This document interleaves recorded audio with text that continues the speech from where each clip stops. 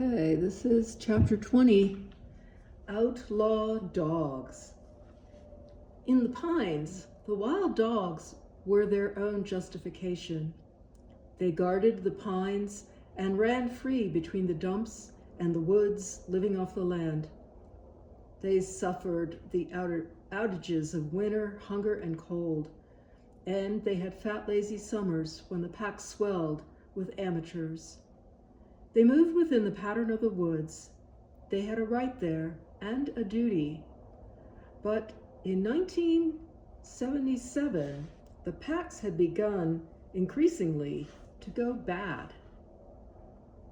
Politicians, pumping up business, and developers, greedy for a short-term profit, had been whittling away at the pine barrens for years. And as more people came, they came into conflict more often with the dogs. Over the years, the alpha pack had moved deeper into the woods, but there were still isolated packs of dogs, primarily wild from birth, who had left the woods and had begun killing livestock and attacking people. I had been on dog hunts before, finding their hidden lairs for the police and the sharpshooters when a child had been mauled or a pet had been destroyed. I had dogs of my own, and the dogs of the pines had my grudging respect. I did not want to kill them, but there was no other choice. The pack that I had been asked to hunt had been killing sheep and harassing farmers for 2 years. Police had tried poison and traps, but nothing had worked, and they settled on a hunt as a last resort. The SPCA tried to make it harder by insisting on the use of tranquilizing darts, ignoring the fact that tranquilizers had to be administered in proportion to the body weight of the animal. If all the doses were set for the weight of the biggest dog, half the dogs would be killed by the overdose. Then anything less would leave the larger dogs unaffected. There was no way to stop a charging dog in the underbrush, guess his weight, calibrate the dart, and then shoot him with it. And the people who had suggested it had never seen a wild dog and knew nothing about them. They had the mistaken idea that the dogs were just cute little house pets with bad manners. They could not have been more wrong. The pack had developed a taste for blood, and it was not going to go away. They had learned to kill for pleasure, like human beings. I started out tracking around the farms that had been hardest hit. The southernmost of the 3 farms had not been bothered by the dogs for 5 or 6 weeks, but the northernmost had lost over $8,000 worth of sheep to the dogs. The farmer was angry and disheartened when he talked about it. He started to tell me what it had been like, coming out of his field in the morning to find mutilated sheep, some not even dead, just lying around the field like victims of a really bad car wreck. But he turned away and let the idea trail off into disgust and impotent rage. They hadn't even eaten more than 1 or 2 of them, he said. They just killed the rest for the fun of it. I had seen the police pictures of the mutilated sheep, and I knew what he must have felt like. The farm was in the middle had suffered the most. The woman there came out when she saw me looking at the tracks and offered to help me in any way she could in catching the dogs.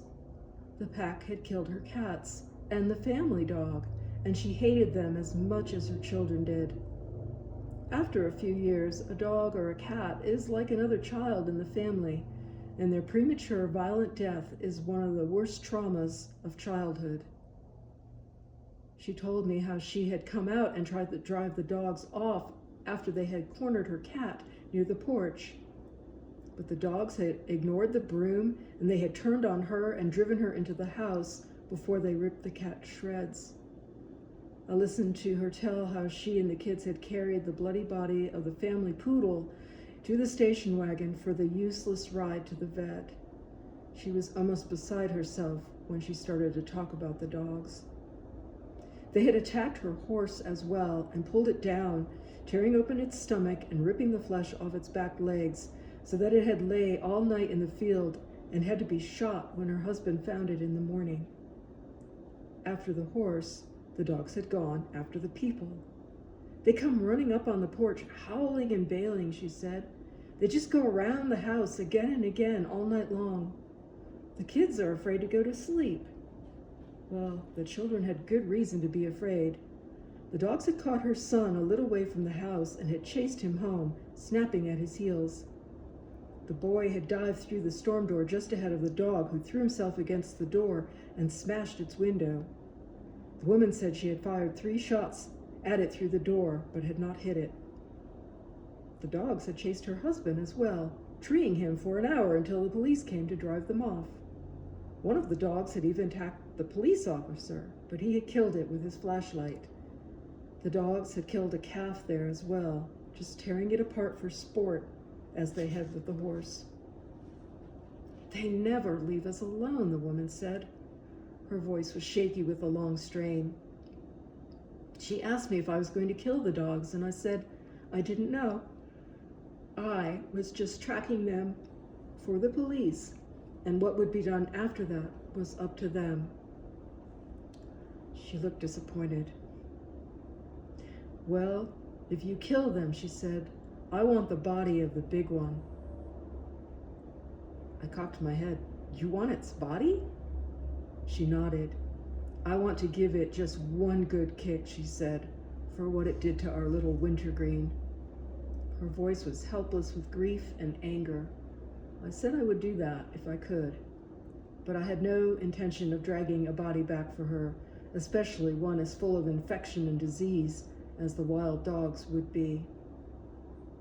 I had seen that kind of pack before, a litter of dogs abandoned in the woods and raised wild. They would be full of disease and infection, starved and emaciated, covered with wood ticks, bloated on bad blood, and with ulcers left untreated. Some of them were almost certainly rabid, and the bite of any of them would probably carry a host of diseases. The third farm had not been bothered for 5 or 6 weeks, but they had had all their pets mauled. When the family shepherd had stood up to the pack as it came marauding through, they had killed it. The other dogs and cats had all been bitten, and the family had been terrorized at night.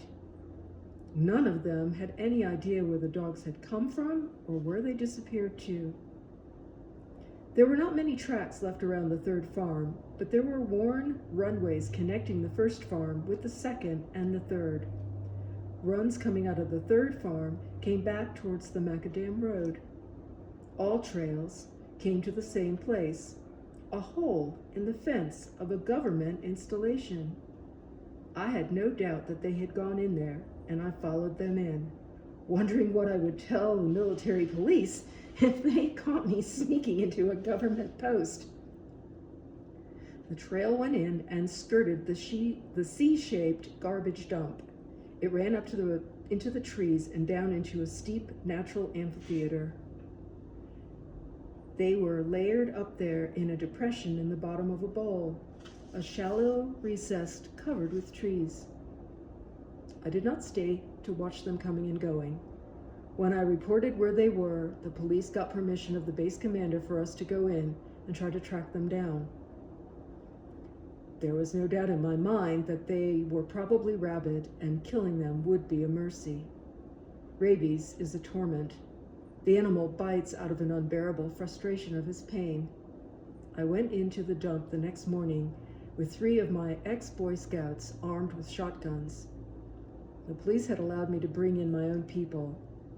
I remember the dog hunt I'd had tracked with when I was 16, a bloodbath of indiscriminate shooting. It had been a wonder that no one had been killed except one pet dog and most of the pack. I did not want to see that happen again, nor did I want to find myself driving the dogs out of hiding again into a hail of shotgun fire that was going also to be coming at me. Harsh necessities drove me. The dogs were my responsibility. They had their corrective duties in the woods, and I had mine. I went to the dump and climbed a slope into the woods on the far side. The big alpha dog saw me and drove back into the woods.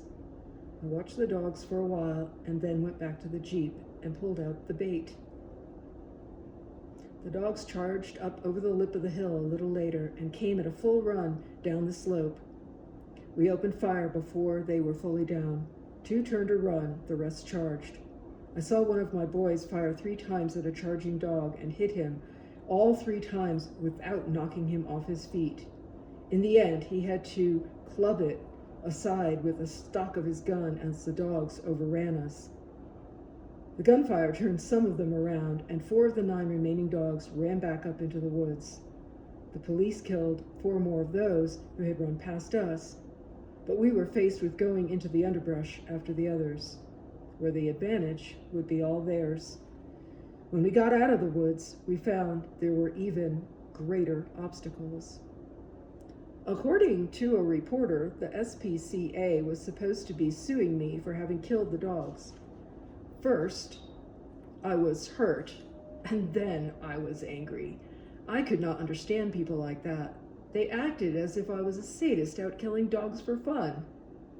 It was hard, dirty work, and I did not like doing it, but I believed it had to be done. The dogs could not be left to roam free, killing at will. The SPCA's suggested alternatives were ridiculous at best. The dogs could not be trapped or poisoned. It was not even certain that they could be hunted successfully. We could not get close enough to them the whole morning to get a shot, and they had circled around us most of the afternoon. The SPCA wanted them driven into nets. According to the rumor, the lawyer was going to sue me for organizing the hunt, even though I had written authorization from the chief of police, and he was going to have me prosecuted for not holding the dogs 5 days before killing them. It seemed completely crazy to me, but most of what I saw outside the woods seems insane, and I believed it was true. I had an absolute horror of courtrooms. They seemed to me the most intricate and frightening of all institutions. They were so complex that even citified people did not enter one without a lawyer to explain what was going on. Even the thought of hiring a lawyer seemed terrifying. Lawyers had to be so crafty to do what they did, and even if they were on your side, it would be like being friends with a fox. What was worse when it came to lawyers? I couldn't tell a fox from a wolf or a wolf from a wild dog. When I heard the rumor, I wanted to pack up everything and leave. But it was not as simple as that. If I let myself be scared off from what I knew was right, I would have to accept the responsibility for what would happen. If I stopped hunting until everything went through the courts, the dogs would be long gone, and not until they had struck again would I be able to find their trail again. Even if it only took a week, a thunderstorm during that time would wipe out everything. It had taken 3 days to pick up and follow their trail. The next time might take longer. I would have to take responsibility for all the damage those dogs would do until I tracked them down again if I let them get away. Sooner or later, the dogs would catch something small and human out in the open. Only a week before, a domestic dog had torn a baby out of its carriage and would not stop gnawing on its head even when 2 men beat and kicked it. The child survived, but I would not want the memory of its poor mother carries. I had been too close to those teeth too often not to have sympathy for the victims. A wild dog would have gone for the throat. No, I would not be responsible for letting that happen. The worst of the dogs were still out there. Both the alpha and the beta dog had gotten away. The alpha was a leader only by virtue of his size, but the meaner beta dog challenged him constantly. It may well have been a rivalry between the 2 lead dogs that turned the pack to killing for the sake of killing. Howling around a house at night and attacking people in their front yards may have been outbreaks of a power struggle within the pack, as each of the leaders tried to outdo the other in daring and viciousness. It was a battle that would go on as long as both of them were alive. If I waited until morning, they would be gone. They would have gone back to their lair after the attack to form the survivors into a pack again, and when it got dark, they would move somewhere else. Even if the judge laughed the SPCA out of court in the morning, the pack would be gone. There was nothing to do but go back out. I took my 8mm Mauser and a slip of shells and crawled down 100 yards of dog run to the top of the amphitheater. The moon was rising as I crawled, and when it was full up, they would come pouring over the lip of the depression and down the runs. I crawled forward until I could hear their growls. Then I slipped off the run and into a clump of brush to wait for the moon to rise. I listened to the night. Insect sound, animal sound, wind sound. Everything seemed to blend together. The thatch of pine needles pressing against my jeans was one with the musty downwind odor of the dogs. I had rubbed skunk cabbage leaves over my body to kill my scent, and I had come up the wind. If I was going to get them all, it was necessary for them not to know I was there until it was too late. Any dogs I missed would be gone, free to ambush me on my way back out, and I had no doubt that that was exactly what they would do. The pack had the same military precision I had seen in the Alpha Pack, and an ambush was a maneuver I had seen wild dogs pull a number of times. In the dark, with surprise on their side, the odds were in their favor. I came alert to the sound of claws scrambling over the rock lip of the lair as the dogs ran toward me in the night. I took them as they came up the slope toward me. All I could see of them were their eyes and the vague dark shadow of their bodies. They came toward me silent as ghosts. They might just as well have been spirits of the dogs leaving. I stood and killed them as they came. The alpha dog died hard. The 5th bullet dropped him near my feet, but he wriggled close enough. While I fired again, he sunk his teeth into my boot. I kicked him away and fired at the next animal up the slope. He was dead by then anyway. When I had a chance to think again, I wondered how much pain it took to generate that kind of rage. I'd had no time to count the dogs. They came in bunches after the alpha dog's charge, and the only rational thought I remember having was that I might not have enough ammunition, and then everything was still. The silence seemed to roar with echoes. I almost didn't hear the claws going up the far bank. The beta dog had gone down in a tumble in the first wave out of the lair. The bodies of the other dogs littered the slope. Running last up the hill, he must have seen that and decided there was no pack left but himself. Of all the dogs, he was the one I would never have let escape. I would have gone into the dark after him with a knife if I had to. The alpha dog had proved himself the leader in the end, charging up the slope at the head of the pack. But the beta dog was something far more dangerous, a natural survivor, and I admired him for that. But he was far too deadly to be let escape and start another blood pack somewhere else. I killed him with the first shot, short and clean. I stood looking down the dim slope at the bodies for a moment, wishing I did not have to go down among them. But I went, hoping they were all dead, and shot those that still seemed to be alive. I tried not to look at them. They were starving, sick and diseased dogs, scrambling against impossible odds to stay alive. They were full of sores, cracked and broken open. Ticks the size of my thumb clung to them all over. Their ears were masses of chiggers and unhealed wounds. And the alpha dog had a deep abscess on his side that must have driven him crazy when he ran fast. It's hard to say why they had become outlaws. From the craziness of pain, from the frustration of unceasing hunger, for pleasure, or to prove dominance. It did not matter. I'd had no thought of vengeance, and I had no thought of remorse. It was a hard job, and I had done it, but I did not like it, and I did not want to do it again. I hauled the bodies down to the swamp, and the swamp sucked them under and buried them. Eventually, only their bones would hang suspended in the mud, waiting for the spade of some fossil hunter's curiosity to free them. I dug out a pit and watched them go under and down into the soft mud. It was probably softer than any place they had laid down during their lives. In the morning, I would get my summons, I supposed, but I had done what I thought was right, and if there were punishments for that, I was ready to take them. When the last dog was in the ground, I picked up my gun and trudged back up the rise. It had been a hard track and even harder stalking.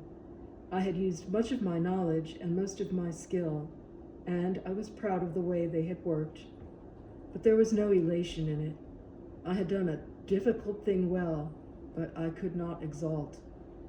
It did not seem the true thing for which I had trained so long, and I wondered where in the scheme of things I was supposed to be. As I looked down the slope, I knew that it was not there or anywhere like it. It was a false dawn when I got back to the Jeep, and the birds were just coming awake. But true dawn was just behind it, and the sun rose as I drove away like the promise of something better. Chapter 21. Search. Tracking is grueling work. I go over the ground faster than a dog locked on a scent, and I have collapsed during a search more than once because my fascination with the trail drove me without stopping. The trail stretches out in front of me like something about to dissolve, and I go tracking down it like someone possessed. When I get on that trail, I follow it with all my concentration. Everything else disappears except the trail and the person at the end of it. Usually, time is crucial.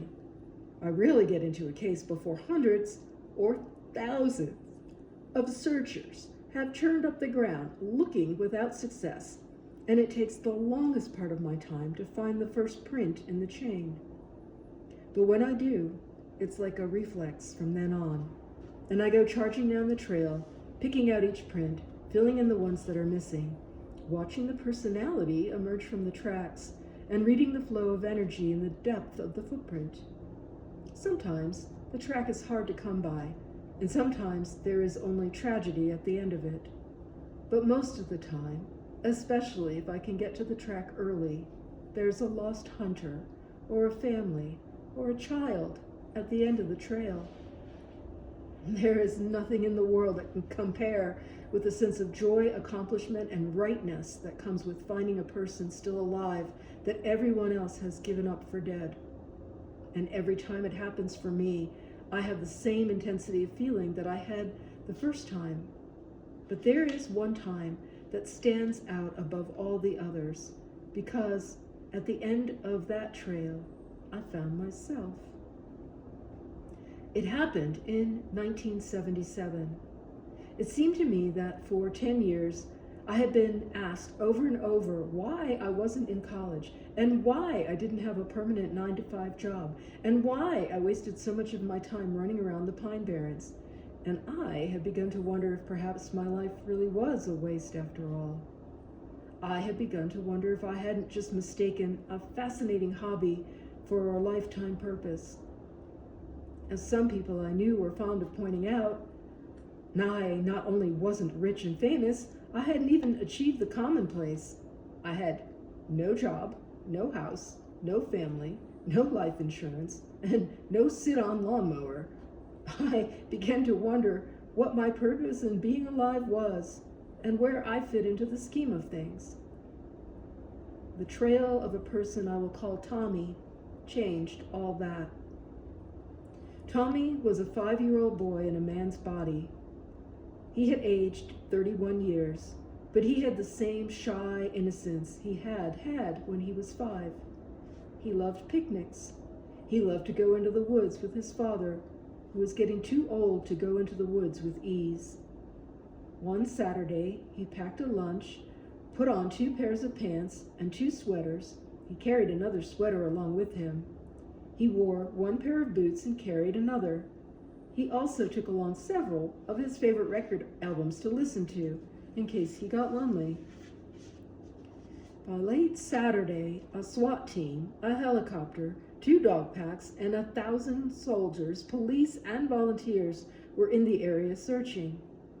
Papers carried stories of a retarded man lost in the woods and speculated on his chances as the temperatures fell or it began to rain.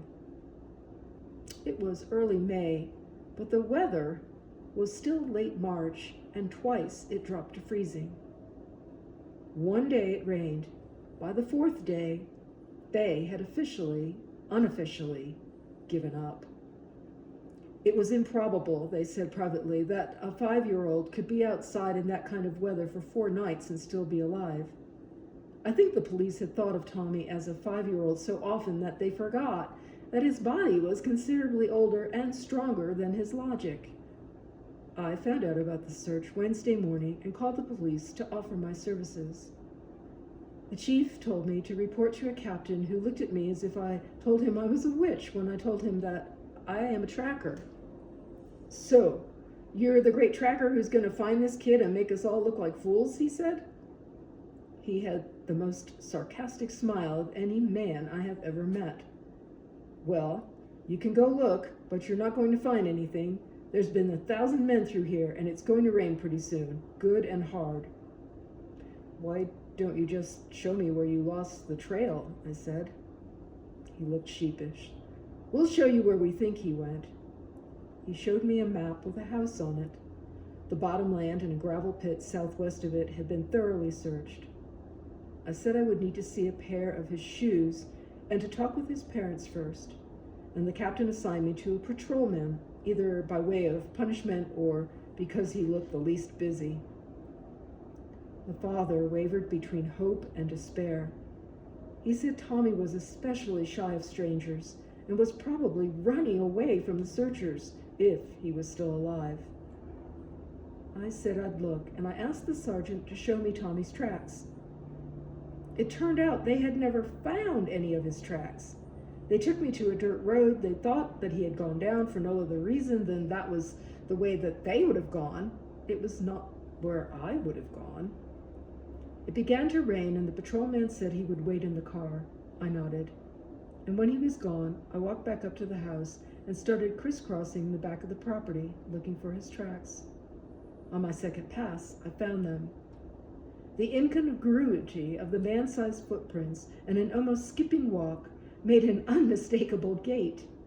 The tracks went at a 90-degree angle to the road, and the vast bottom area land that they had been trampled through by the searchers.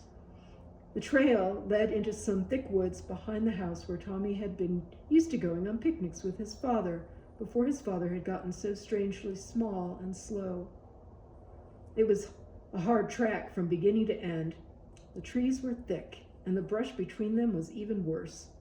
Thorn vines twined through interlocking shrubs and wild hedges, making the whole ground cover a waist-high mat. If I could have found a deer trail and gone on all fours in a low crouch, I might have gone quickly and easily through the woods. But I had to follow the tracks, and the tracks were harder than any I had ever seen to put together into a trail. I needed a logic to thread them together. The logic of a fox, a rabbit, an otter is easy to comprehend. Curiosity, whimsy, and passion for variety do not seem to count for much with any of them, and it is easy to look ahead down an unseen part of a track towards where you know there will be food or water and a good place for that kind of animal to live or lay over while traveling. A fleeing man is even easier. His way through the woods will vary with his personality, but he will go through whatever is in his way, or he will pick the easiest route around it. In either case, his logic is escape, and the quickest way will always take precedence over the easiest. But Tommy's logic was a bewildering blend of sharp pragmatism and erroneous assumption. He sometimes started out to do a thing without any idea of how to go about it, and his tracks were often a bewildering maze until I realized that for most of the trail, his tracks were like mine. Every few feet, they went off on a tangent after something interesting. He was a mixture of reason and whim that was hard to make sense of, and I spent as much time figuring out a track once I found it as I had taken to find it in the first place. I had one piece of luck. The ground was soft and wet, but firm enough to make an excellent track and hold it a good long time, despite the drizzle. A downpour would wash the tracks away or soak them into oblivion, but even 4 days had not made them invisible. It was 4 o'clock when I started to track, and it was getting dark when I finally came out of the woods. The rain was coming down harder, and I was soaked. The soft ground I had come through was lower than the stream, and the ground was dissolving with water, unwrinkling the prints. By morning, there would be nothing to follow if I did not get a trail and follow it to high ground and a solid track. Without that one good track, it might take days to find the parts of his trail that were still trackable. On the far side of the woods, there was a chicken coop, and when I looked at it, I found lay marks in the old straw. There were prints under the doorway where he had crawled up and in. His toes were dragging, and they had been dragging for the last 100 yards. The plumes of dirt in front of each print had softened to puffs of smoke, but the faint, unshaped toe and the rim of the hard-hit heel said that he had come to the abandoned chicken coop at about 4 on Saturday afternoon and had slept in the coop for a few hours. He was a small man and heavy-set. He toed out in an irregular way, and he was not in good condition. His walk was not strong, but it had the endurance of fascination, and when he matched both goal and route, he could move at a good pace for a surprisingly long way. He was dropping things every so often on his way to the coop, but he did not leave anything in it. I crawled back out of the coop and went over the tracks looking for later prints, and I found them easily. They went south from the chicken coop. I was losing the light, and I was getting worried. The ground sloped gradually away from the coop down into a softer, almost mushy area with a stream running through it. If the rain kept up, the ground would be too wet there to hold a track, and I would have to begin circling on the next piece of solid ground, a process that might take me a day and a half. If I had had one good print on solid ground that the drizzle wouldn't affect, I would be all right. But the light was going more and more rapidly as I pressed on toward the stream. The worse the light got, the closer I had to get to the ground, and I moved on all fours a lot in the woods. It was simply the fastest way to move.